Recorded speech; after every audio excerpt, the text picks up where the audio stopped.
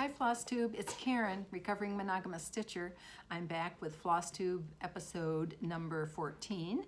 It is Friday, March 3rd, 2023. If you're a subscriber who is returning and just one of those faithful viewers, I so much appreciate it. Thank you so much for coming back.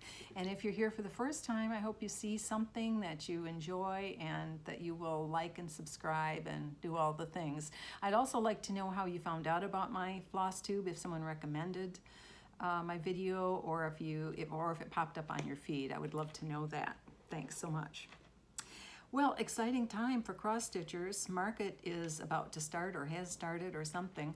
I have purposely tried to kind of not let myself go down that rabbit hole because I have my plan for the year. I want to concentrate on my samplers. I have samplers kitted and I want to accomplish my goals. So I'm trying not to take the exit because then I'll never get to my destination. But I will say there are a couple that I have pre-ordered. There's a Blackbird Designs. It's called Birds of a Feather. I'm sure I saw that originally either on Carol Saltbox Stitcher or Brenda and the Serial Starter. And I loved it. Those flowers that look like lollipops, I just loved it and I wanted it, and I could never find it. So I assumed it was out of print. Maybe that's correct and maybe that's not correct, but it's being released at market, and so I have put in a pre-order with Kitten Stitcher on that one. And another one is 1897 Schoolhouse, and it's Let No Net Ensnare Me. Just a beautiful, beautiful little piece with bird, and I love the colors, and so I'm allowing myself those two. It doesn't mean that I'm starting them immediately, but they're going in my to be stitched soon pile, and I look forward to starting those. But I'm staying on course. This is my year to get samplers finished, so I'm concentrating and not trying not to look at all the goodies that all of you Flosstubers are sharing everywhere, saying, well, this is my favorite and this is my favorite. It's hard, but I'm going to reach my goal, so I'm not missing anything.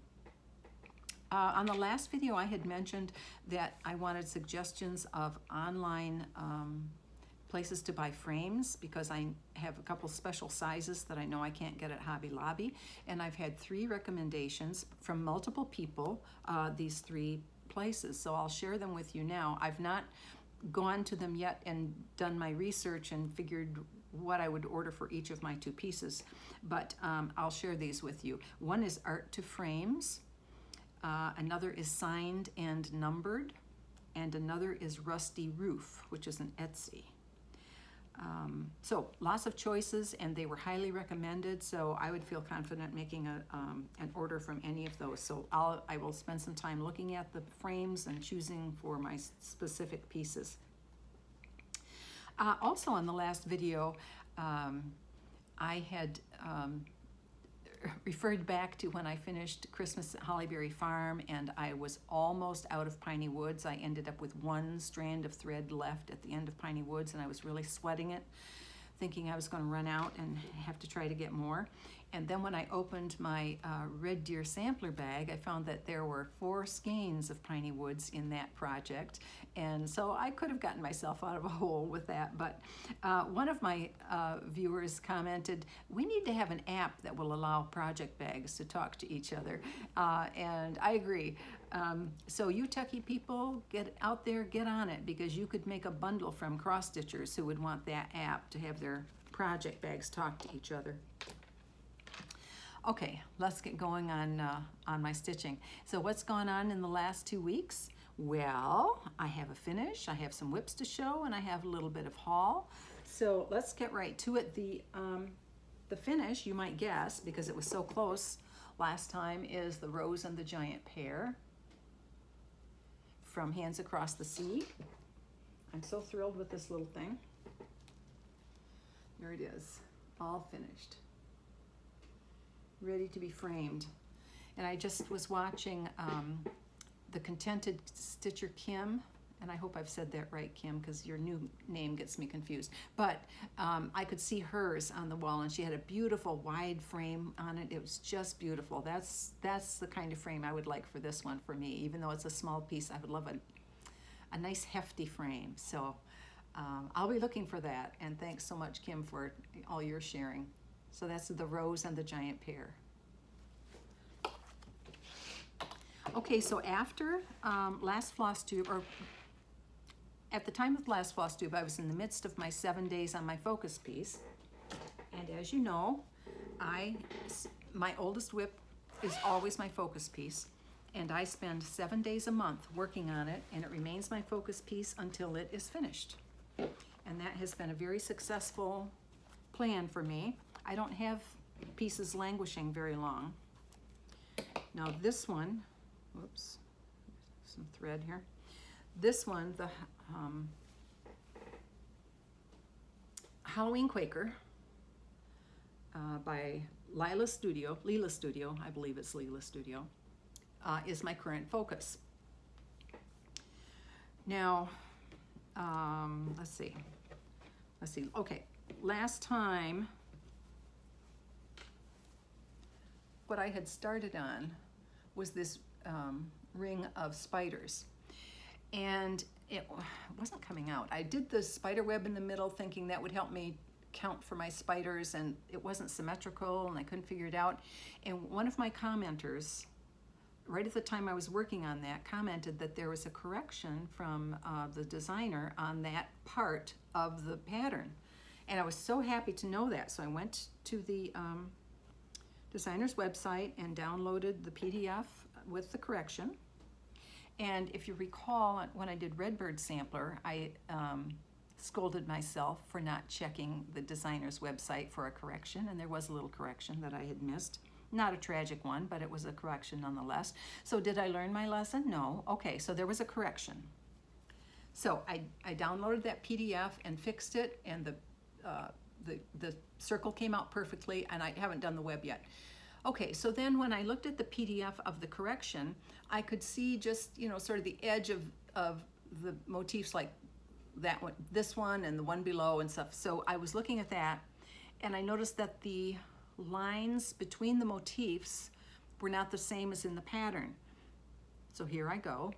I assume, well, if this is corrected, so those lines must be correct. So I spaced those motifs by what I saw on the edge of that PDF. Now the designer didn't say that was wrong, correction, but Karen assumed.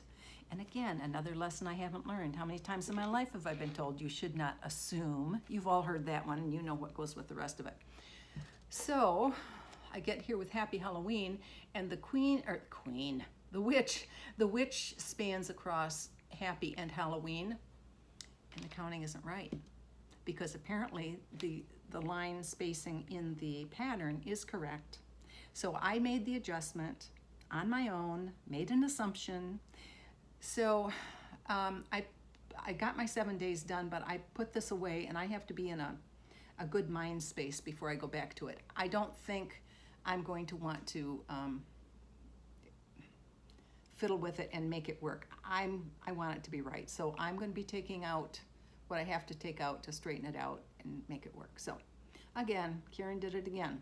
So Froggy came a-courtin', and I'll be doing some more frogging on that. So when I get started on this, I'll have to be doing some frogging and fixing, and because I want it right. I know some people say move forward, don't make corrections, but I don't like that. Whoops, I left my thread here. I feel better when it's right. If I know there's a mistake, my eye goes right to it, and I don't like that. So that was Halloween Quaker. It's my focus. It will remain my focus. And the next thing I stitched on was Red Deer Sampler. That was my birthday start. Red Deer Sampler, GGR. Beautiful, wonderful. Of course, I fell in love with that one, seeing it behind Carol, Saltbox Stitcher's head. It has moved now, but I loved seeing it. So I stitched, how many days did I give to that? I couldn't just quite put it down. So I started it on my birthday. Then the next day I went to the Rose and the Giant Pear until I got that finished. Then I came back to this because I just couldn't stop. Oops, wrong way. This is the way it goes. And I spent another couple days on it. And then, remembering February is a short month, I hadn't done my 3 days on my red, so Red Deer Sampler ate up another day from the red, my red sampler. So I have a good start on Red Deer Sampler. That's going to remain in the rotation. It'll be fun. Love it. Love those flowers. So here's the red sampler. Maria Laricchia. Where's my book? Here it is. Maria Vincenza. Maria Vincenza Laricchia. 1837. That's my red sampler currently. So I only gave that 2 days. So shame on me. I veered from my plan. Okay, and I didn't get much more done. I had previously done these motifs, and I finished that bird. That's what I did in 2 days. Because I count a day, a calendar day, as a day of stitching, even if I only have an hour or a couple hours, or if I have 6 hours. I count the day as a calendar day. I don't get into the math of how many hours did I spend. That's too much for me. So it's not much, and she got cut short a day this month. So March is a new month. She'll get 3 days this month. So, but it's beautiful. I'm stitching this on 56 count. Oh, my book isn't here. I have that book that I keep track of. It's 56 count, and it's Alverosois silk threads.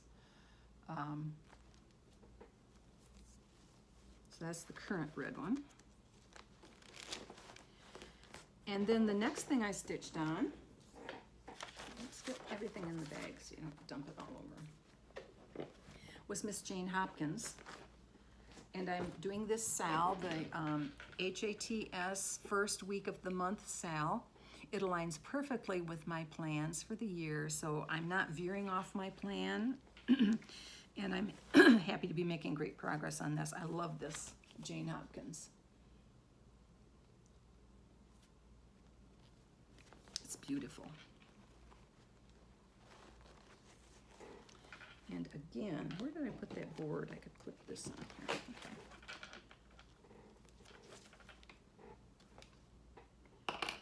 Okay, let me show you what trouble I got into this time.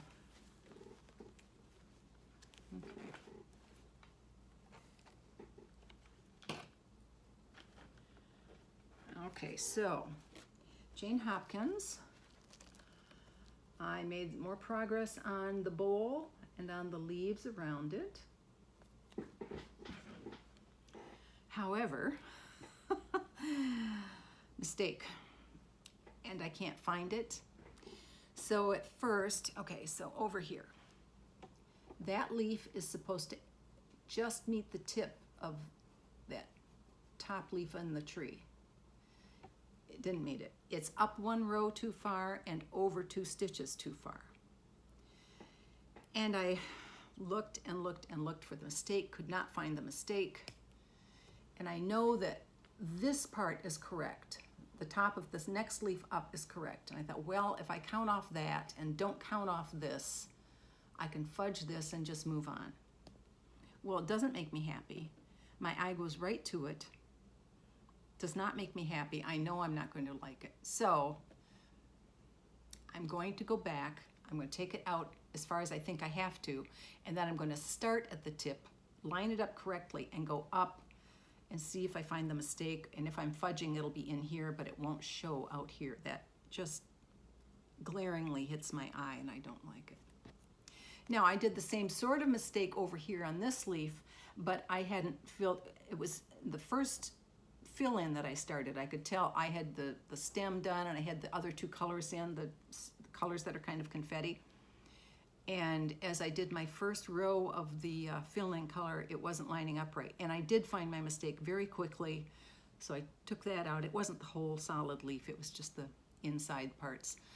And I got that correct. So I've got to go back and fix it. I just can't take it.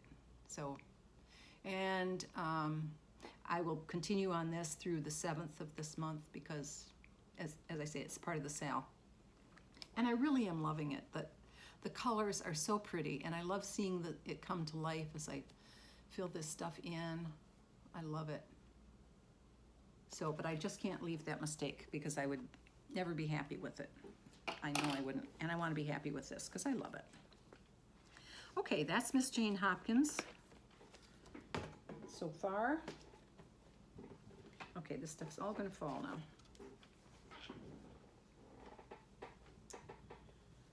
Okay, Jane Hopkins. Did that. Okay, haul. I have a little bit of haul, not a ton, as usual. I have my monthly fabric club from Be Stitch Me, and the color is Flan. It's really beautiful. There's some darks and some yellows and butterscotchy colors. It's really pretty. And it's a 40 count linen. I'm in the 40 count linen neutral club.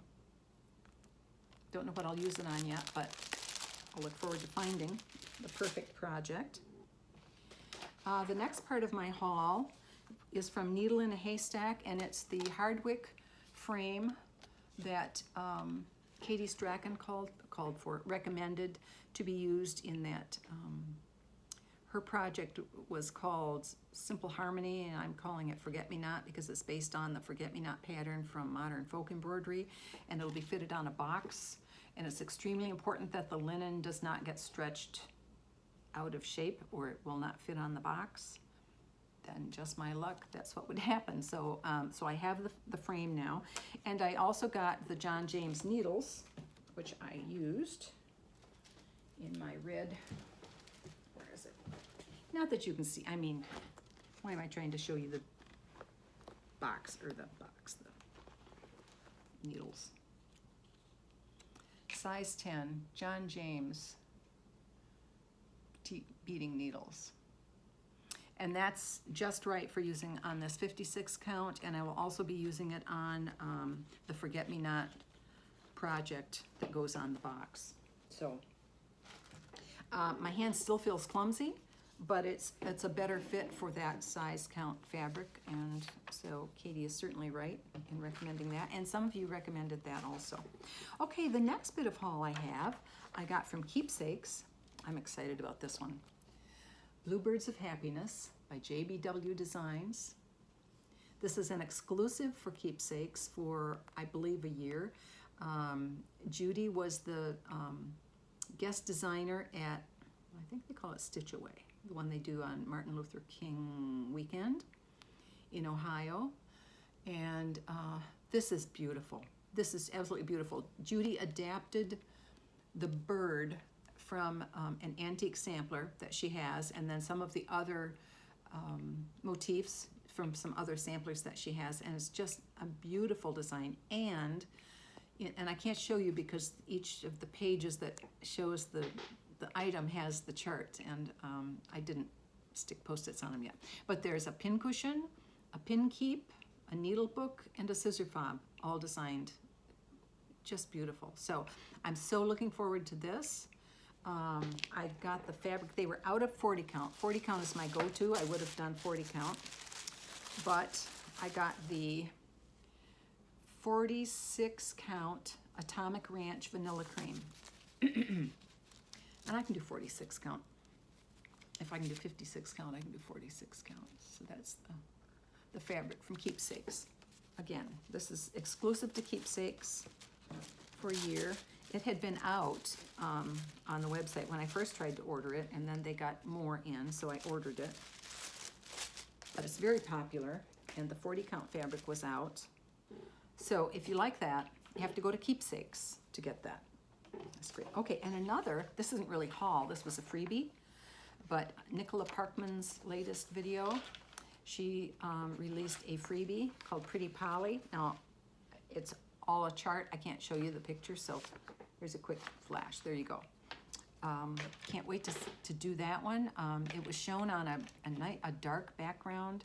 It's just beautiful in a round gold frame. And I did my calculation on a 40, I think I counted it on 40, and it would be like 5-inch diameter. So it's just a little but it's beautiful. And for the first time, I successfully scanned this into my, oops, that's printed on the back, sorry. I scanned it into my GoodNotes, not Goodread, yeah, GoodNotes. Previously, I had only known how to take a picture of a page and put in GoodNotes, but you know, then there's sometimes a shadow or a glare. PDF is much better, so I got that figured out. So I got that in my GoodNotes. Can't wait to do that.